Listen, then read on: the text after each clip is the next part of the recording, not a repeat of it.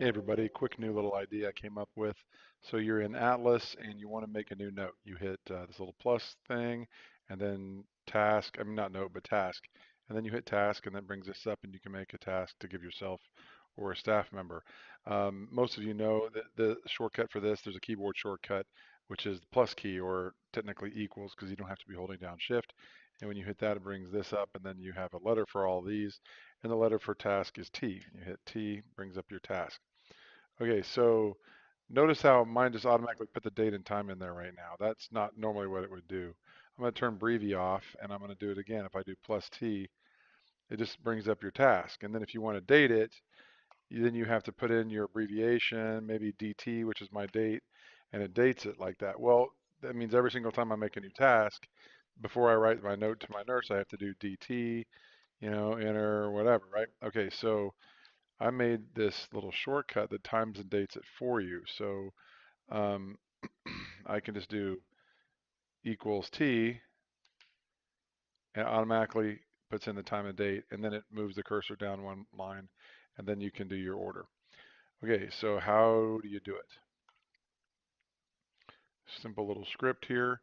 You make equals T the abbreviation because that's the keyboard shortcut to open up a new task, and then you make it trigger immediately.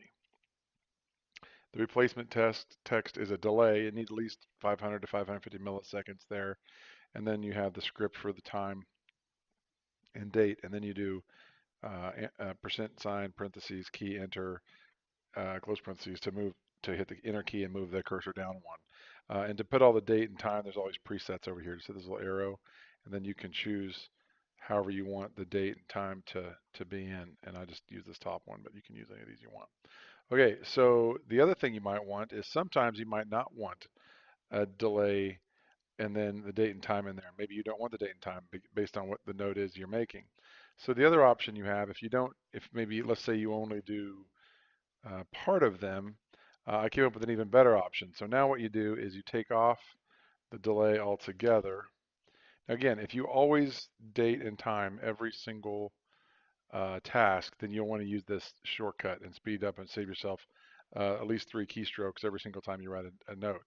But if you want to make it optional, take that little delay out and just keep the replacement text the same, keep the equals T the same, but now instead of replacing it immediately, use the trigger key. Now whenever you go, I'll apply that. Now whenever I go back to my note or to my EMR, now when I hit plus T or equals T, it brings up a new task the way it always does. And if I want to just start writing, note to self, I can. But if I want to time it also, I just do equals T.